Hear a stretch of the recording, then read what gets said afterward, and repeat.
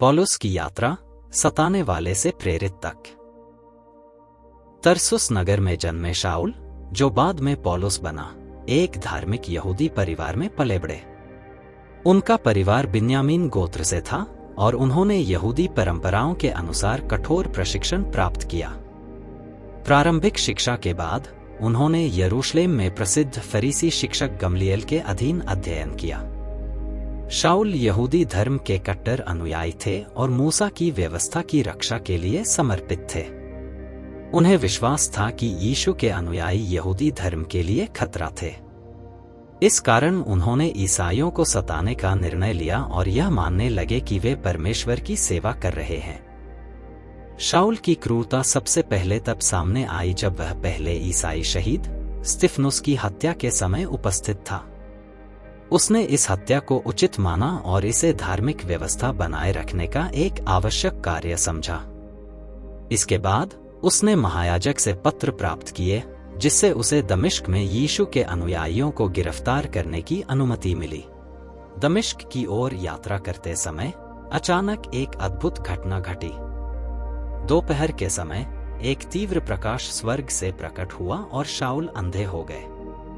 वह जमीन पर गिर पड़ा और उसने एक दिव्य आवाज सुनी जो कह रही थी, हे शाऊल, तू मुझे क्यों सताता है? घबराए हुए शाऊल ने पूछा, हे प्रभु, तू कौन है? आवाज ने उत्तर दिया, मैं यीशु हूं जिसे तू सताता है। उठ और नगर में जा, वहां तुझे बताया जाएगा कि तुझे क्या करना है। शाऊल के साथी यात्रा में थे, पर वे इस आवाज को स्पष्ट रूप से नहीं सुन सके। जब शाऊल ने अपनी आंखें खोलीं, तो वह कुछ भी नहीं देख सका। उसके साथियों ने उसे हाथ पकड़कर दमिश्क ले गए, जहां वह 3 दिनों तक अंधा रहा और उसने न कुछ खाया न कुछ पिया। दमिश्क में परमेश्वर ने हनन्याह नामक एक विश्वासी को दर्शन दिया और उसे आदेश दिया कि वह शाऊल के पास जाकर उसे ठीक करे।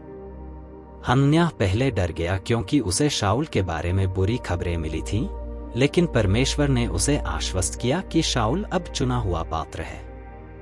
हनन्याह शाऊल के पास गया, उसके सिर पर हाथ रखा और कहा, शाऊल भाई, प्रभु यीशु जो तुझे मार्ग में दिखाई दिया था, उसने मुझे भेजा है कि तू दृष्टि पाए और पवित्र आत्मा से भर जाए। तुरंत शाऊल की आंखों से जैसे छिलके गिरे और वह देखने लगा। उसने तुरंत बपतिस्मा लिया और भोजन ग्रहण करके अपनी शक्ति प्राप्त की। अब शाऊल पूरी तरह से बदल चुका था। वह जिस यीशु का पहले विरोध करता था, अब उसी का प्रचार करने लगा। दमिश्क की सभाओं में उसने घोषित किया कि यीशु ही परमेश्वर का पुत्र है। शाऊल के अचानक परिवर्तन से यहूदी हैरान रह गए। पहले जो उन्हें सताता था, वह अब यीशु का प्रचार कर रहा था। यह देखकर कई यहूदी क्रोधित हो गए और उन्होंने उसे मारने की योजना बनाई। दमिश्क में शाऊल के शत्रुओं ने शहर के फाटकों की रखवाली करनी शुरू कर दी ताकि वह बाहर न निकल सके। लेकिन उसके शिष्यों ने उसे रात में एक टोकरी में डालकर शहर की दीवार से नीचे उतार दिया और वह बचकर निकल गया। यरूशलेम लौटकर शाऊल ने वहां के विश्वासियों से मिलने का प्रयास किया, लेकिन वे उससे डरते थे। तब बरनबास नामक एक विश्वासी उसे प्रेरितों के पास ले गया और उन्हें समझाया कि कैसे शाऊल ने यीशु को देखा और कैसे वह अब निडरता से उसका प्रचार कर रहा है। अब शाऊल पौलुस कहलाने लगा और उसने पूरे रोमी साम्राज्य में प्रचार करने का निर्णय लिया। बरनबास के साथ उसने पहली मिशनरी यात्रा की, जिसमें उन्होंने कई नगरों में सुसमाचार का प्रचार किया। उन्होंने विभिन्न जगहों पर सभाओं में प्रचार किया, जहां कुछ लोगों ने उनके संदेश को स्वीकार किया, लेकिन अन्य ने उनका विरोध किया। एक बार लुस्त्रा नगर में लोगों ने उसे पत्थरों से मार डाला और उसे मृत समझकर बाहर फेंक दिया। लेकिन जब शिष्यों ने उसे घेर लिया, तो वह उठ खड़ा हुआ और आगे प्रचार करने चला गया। दूसरी और तीसरी प्रचार यात्रा में पौलुस ने यूनानी और रोमी शहरों में प्रचार किया, जहां उसने कई मसीही कलीसियाएं स्थापित की। उसने पत्र लिखकर इन कलीसियाओं का मार्गदर्शन किया। जब पौलुस यरूशलेम लौटा, तो वहां के यहूदी नेताओं ने उसे गिरफ्तार कर लिया और आरोप लगाया कि वह यहूदी धर्म के विरुद्ध प्रचार कर रहा है। रोमी अधिकारियों ने उसे बंदी बना लिया, लेकिन जब पौलुस ने कहा कि वह एक रोमी नागरिक है तो उसे रोम के सम्राट के सामने पेश करने का आदेश दिया गया। रोम की यात्रा के दौरान जब वह जहाज में था, एक भयंकर तूफान आया। जहाज टूट गया, लेकिन पौलुस ने सभी को आश्वस्त किया कि वे जीवित रहेंगे।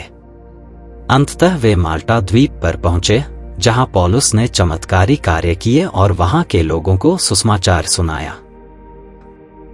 रोम में पौलुस को घर में नजरबंद कर दिया गया, लेकिन वह वहां भी प्रचार करता रहा। उसने कई पत्र लिखे जो अब बाइबल के नए नियम का हिस्सा हैं। अंततः नीरो सम्राट के शासनकाल में पौलुस को मौत की सजा दी गई। कहा जाता है कि उसे सिर कलम करके मार दिया गया। पौलुस की यात्रा एक शक्तिशाली परिवर्तन की कहानी है, एक जो परमेश्वर के विरोधी से उसके सबसे बड़े सेवक बनने की है। उनका जीवन इस बात का प्रमाण है कि कोई भी व्यक्ति, चाहे कितना भी कठोर क्यों न हो, परमेश्वर की कृपा से पूरी तरह बदल सकता है।